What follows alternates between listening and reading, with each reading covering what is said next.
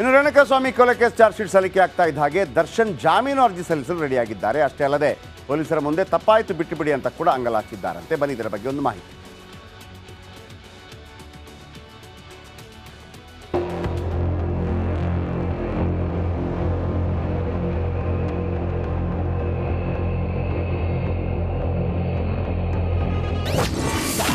ಪೊಲೀಸರ ಮುಂದೆ ತಪ್ಪೊಪ್ಪಿಕೊಂಡ ಬೋರ್ಕಿ. ರೇಣುಕಾಸ್ವಾಮಿ ಮೇಲೆ ಮೃಗಗಳಂತೆ ಎರಗಿ ಕ್ರೌರ್ಯ ಮೆರೆದಿದ್ದ ಡೆವಿಲ್ ಗ್ಯಾಂಗ್ ಇದೀಗ ತಪ್ಪಾಯ್ತು ಬಿಟ್ಟು ಬಿಡಿ ಎಂದು ಗೋಗರಿಯುತ್ತಿದೆಯಂತೆ.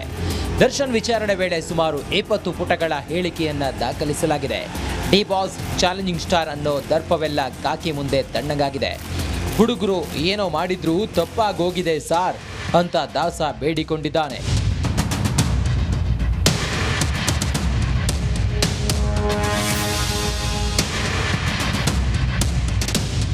ರೇಣುಕಾಸ್ವಾಮಿ ಕೊಲೆ ಕೇಸ್ನ ಚಾರ್ಜ್ ಶೀಟ್ ಸಲ್ಲಿಕೆ ಆಗ್ತಿದ್ದಂತೆ ಕೊಲೆ ಕೇಸ್ನ A2 ದರ್ಶನ್ ಜಾಮೀನು ಅರ್ಜಿ ಸಲ್ಲಿಸಲು ಮುಂದಾಗಿದ್ದಾನೆ.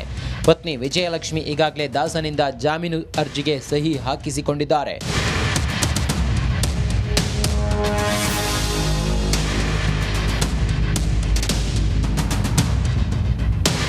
ಸೋಮವಾರ 57ನೇ ಸೆಷನ್ಸ್ ನ್ಯಾಯಾಲಯಕ್ಕೆ ದರ್ಶನ್ ಪರ ವಕೀಲರು ಜಾಮೀನು ಅರ್ಜಿ ಸಲ್ಲಿಸುವ ಸಾಧ್ಯತೆ ಇದೆ. ಪತ್ನಿ ವಿಜಯಲಕ್ಷ್ಮಿ ದರ್ಶನ್ ಪರವಾಗಿ ಯಾವ ವಕೀಲರು ವಾದ ಮಂಡಿಸಲಿದ್ದಾರೆ ಅನ್ನೋ ಗುಟ್ಟು ಮಾತ್ರ ಬಿಟ್ಟುಕೊಡ್ತಿಲ್ಲ. ದರ್ಶನ್ ಪರ ವಕೀಲರು ಆಕ್ಟಿವ್ ಆಗ್ತಿದ್ದಂತೆ ಕಾಟೇರ ಬಳ್ಳಾರಿ ಜೈಲಿನಲ್ಲಿ ರಿಲ್ಯಾಕ್ಸ್ ಆಗಿದ್ದಾನಂತೆ.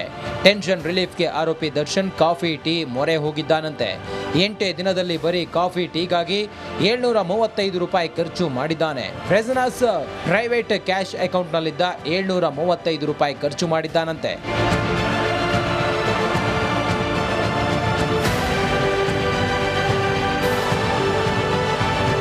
ಇನ್ನು ಬಳ್ಳಾರಿ ಜೈಲಲ್ಲಿ ದಾಸನ ಸುತ್ತ ಕಾಕಿ ಕೋಟೆ ನಿರ್ಮಿಸಿದ್ದು ಕಳ್ಳಾಟ ನಡೆಯದಂತೆ ಕಟ್ಟೆಚ್ಚರ ವಹಿಸಲಾಗಿದೆ. ರೇಣುಕಾರಾಧ್ಯ, ರಿಪಬ್ಲಿಕ್ ಕನ್ನಡ, ಬಳ್ಳಾರಿ. ನೋಡಿ, ಒಂದು ಮಾತಿದೆ, ಸಜ್ಜನರ ಸಂಘ ಹೆಜ್ಜೆಯನ್ನು ಸವಿದಂತೆ ಅನ್ನುವಂಥ ರೀತಿಯಲ್ಲಿ. ಓಕೆ, ಅವರ ಸ್ಟಾರ್ಟಿಂಗ್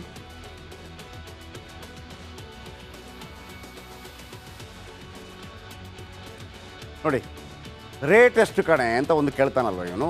ಸಜ್ಜನರ ಸಂಘ ಹೆಜ್ಜೆಯನ್ನು ಸವಿದಂತೆ ಯಾಕೆ ಕೇಳಿದ್ರೆ, ದುರ್ಜನರ ಸಂಘ ಬಚ್ಚಲ ಕೊಚ್ಚೆ ಅಂತೆ. ದರ್ಶನ್ ಸುತ್ತಮುತ್ತ ಇದ್ದ ಬಹುತೇಕರು ಅವ್ರಿಗೇನೂ ಗೊತ್ತಿರಲಿಲ್ಲ. ಕಾನೂನು ಇದೆ, ಮತ್ತೊಂದಿದೆ, ಇದು ತೊಡಕಾಗತ್ತೆ, ಹಣ ಇದೆ, ಎಲ್ಲ ಆಗತ್ತೆ ಅಂತ. ಹಂಗಲ್ಲ. ಯಾಕೆ ಅಷ್ಟು ಅರ್ಜೆಂಟಾ ಅಂತಾನೆ ರೇಣುಕಾಸ್ವಾಮಿ. ಸ್ವಲ್ಪ ಇದೆ ಅಂತ ಹೇಳಿದಂತೆ ಪವಿತ್ರ ಗೌಡ. ಹಣ ಬೇಡ, ನೀನು ಬೇಕು ಅಂದಿದ್ಲು ಪವಿತ್ರ ಗೌಡ. ಮರ್ಯಾದಸ್ಥ ಹೆಣ್ಣು ಮಕ್ಕಳು ಹಿಂಗೆ ಮಾತಾಡ್ತಾರಾ ಅಂತ ಆಗತ್ತೆ ಅಲ್ವಾ. ಇವರಿಬ್ಬರು ಇನ್ನೂ ಅಸಹ್ಯವಾಗಿ ಮಾತಾಡಿದ್ದಾರೆ. ಈ ಅಸಹ್ಯ ಚಾಟಿಂಗ್ ತೋರಿಸೋಕ್ಕೆ ಆಗೋದಿಲ್ಲ, ಇನ್ನೂ ಇದೆ. ಹೇಗಿದೆ, ಇಷ್ಟ ಆಯ್ತಾ ಅಂತ ಅವನು ಕೇಳ್ತಾನೆ. ಅಂದರೆ ಕ್ಷೇತ್ರ ದರ್ಶನ ಮಾಡಿಸ್ಬಿಟ್ಟು ಹೌದು ಸೂಪರ್ ಆಗಿದೆ ಅಂತ ಇವಳು ಹೇಳ್ತಾಳೆ. ರೇಟ್ ಎಷ್ಟು ಅಂತ ಅವ ಕೇಳ್ತಾನೆ. ಕೇಳಿದರೆ ಅದೆಲ್ಲ ಬೇಕಾ ಅಂತ ಇವಳು ಕೇಳ್ತಾಳೆ. ಯಾರ ಮನೆ ಹೆಣ್ಮಕ್ಳು ಕೂಡ ಈ ರೀತಿ ಚಾಟ್ ಮಾಡಲ್ಲ ಅಲ್ವಾ. ಚಪ್ಪಲಿ ತೋರಿಸ್ತಾರೆ, ಇಲ್ಲ ಬ್ಲಾಕ್ ಮಾಡ್ತಾರೆ. ಅಂದರೆ ಇವರ ಉದ್ದೇಶ, ಈಕೆ ಕೂಡ ನುಲಿತಾ ಚಾಟ್ ಮಾಡಿದ್ದಾಳೆ, ಅದಂತೂ ಗ್ಯಾರಂಟಿ ಆಗಿದೆ. ಪವಿತ್ರ ಹೀಗೆಲ್ಲ ಚಾಟ್ ಮಾಡ್ತಾ ಇದ್ದರೆ ದರ್ಶನ್ ಕೂಡ ಕೇಳಬೇಕಲ್ವಾ, ನೀನು ಯಾಕೆ ಚಾಟ್ ಮಾಡಿದೆ ಅಂತೇಳಿ. ದರ್ಶನ್ ಕೇಳಲಿಲ್ವ? ಹಾಗಿದ್ರೆ ಪವಿತ್ರ ಬದಲು ಪವನ್ ಚಾಟ್ ಮಾಡಿದ್ರು ಒಪ್ಕೊಂಡ. ಇಬ್ಬರ ಕುಮ್ಮಕ್ಕು ಕೊಟ್ಟಿದ್ದೇಕೆ? ಇಬ್ಬರು ಕುಮ್ಮಕ್ಕು ಕೊಟ್ಟಿದ್ದಕ್ಕೆ ಅಲ್ವಾ ಚಾಟ್ ಆಗಿದ್ದು ಇಲ್ಲಿ.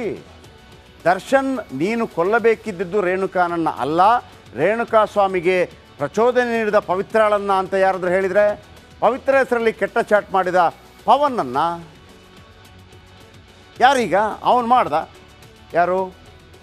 ರೇಣುಕಾಸ್ವಾಮಿ.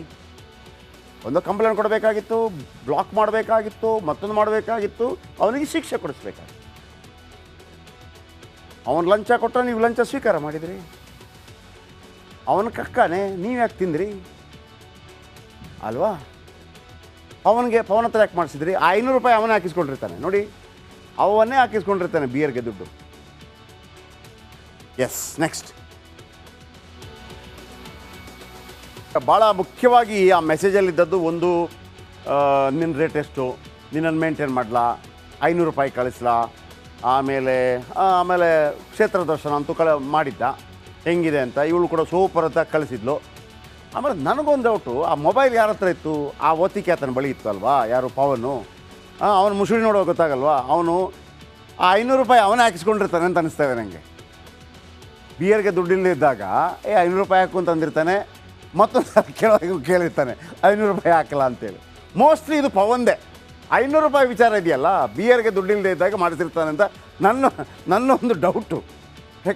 ಯಾಕೆಂದರೆ ಈಗ ರೇಣುಕಾಸ್ವಾಮಿ 500 ರೂಪಾಯಿ ಹಾಕಲ್ಲ ಅಂತ ಕೇಳಬೇಕು ಅಂತಂದರೆ ಈ ಓತಿಕೆ ಆತ ಏನೋ ಅಲ್ಲಿ ತಗಲಾಕಿಸಿರ್ತಾನೆ ಅರ್ಜೆಂಟಿಗೆ. ದುಡ್ಡು ಸುಪ್ಪು ಕ್ಷಣ ದುಡ್ಡು ಸಿಗ್ತಾ ಇದೆ, ಏನಾಗಬೇಕಾಗಿದೆ, ಇವಂದೇ ಏನೋ ಇರಬೇಕು ಅಂತ ಅನಿಸ್ತಾ ಇದೆ. ಇರಲಿ, ಅದೊಂದು ಕಡೆ. ಆದರೆ ಈ ಪವಿತ್ರ ರೇಣುಕಾಸ್ವಾಮಿ ಡರ್ಟಿ ಚಾಟಿಂಗ್ ಇಲ್ಲಿಗೆ ನಿಲ್ಲೋದಿಲ್ಲ.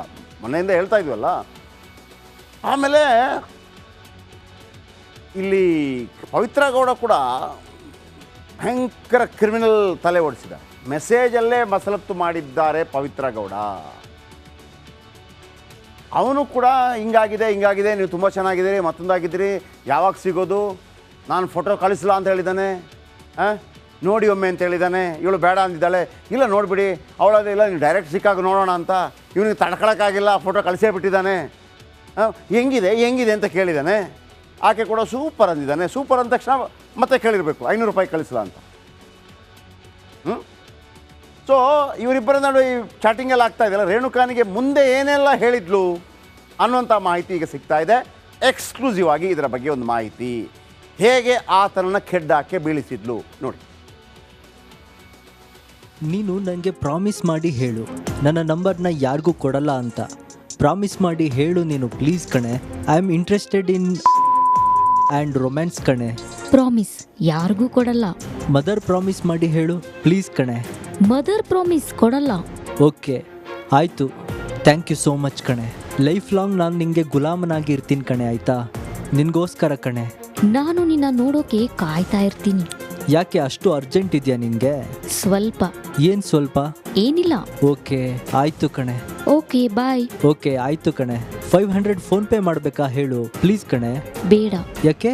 ಹಣ ಬೇಡ. ಮತ್ತೆ ಏನು ಬೇಕು ನಿನಗೆ? ನೀನು. ಏನು? ನೀನ್ ಬೇಕು ಅಷ್ಟೇ. ಯಾಕೆ ಬೇಕು ನಿನಗೆ ನಾನು ಅಂತ ಹೇಳು ಪ್ಲೀಸ್ ಕಣೆ. ನೋಡಿ ಇಷ್ಟ ಆಯಿತು, ಡೈರೆಕ್ಟ್ ಆಗಿ ನೋಡಬೇಕು, ಸೊ ಅದಕ್ಕೆ. ಹೌದಾ? Okay thank you so much ಕಣೆ. ನನಗೂ ಅಷ್ಟೇ ಕಣೆ, ನೀನು ಬೇಕು ಕಣೆ. ನೀನು ತುಂಬ ಕ್ಯೂಟ್, ಸ್ಮಾರ್ಟ್ ಆ್ಯಂಡ್ ಹಾಟ್ ಆಗಿದ್ಯಾ ಕಣೆ. ನನಗೆ ಅಲ್ಲಿ ತುಂಬ ಇಂಟ್ರೆಸ್ಟ್ ಇದೆ ಕಣೆ. ನಿನ್ಗಿದೆಯಾ ಇಲ್ವಾ ಅಂತ ಹೇಳು. ಎಸ್ ಇದೆ. ಏನು ನೋಡಿ ಇಷ್ಟ ಆಯಿತು ನಿನಗೆ? ನೀನ್ ಫೋಟೋ ಕಳಿಸಿದ್ಯಲ್ವಾ ಅದು. ಅಲ್ಲೇ ಇರ್ತಾರೆ. ಯಾಕಂದರೆ ದರ್ಶನ್ ಇಲ್ಲದೆ ಇವರು ಹೊಡೆಯೋದಕ್ಕೂ ಸಾಧ್ಯ ಇಲ್ಲ. ಆಮೇಲೆ ಇವರಿಗೆಲ್ಲ ಹೆಂಗಾಗಿತ್ತು ಅಂದರೆ ಸುತ್ತಮುತ್ತ ಇದ್ದವ್ರಿಗೆ ನೋಡಿ, Darshan as A super star ಒಂದು ಚಿಟಿಕೆ ಹೊಡೆಯೋದ್ರಲ್ಲಿ ಎಲ್ಲ ಕೆಲಸ ಆಗ್ತಾಯಿತ್ತು.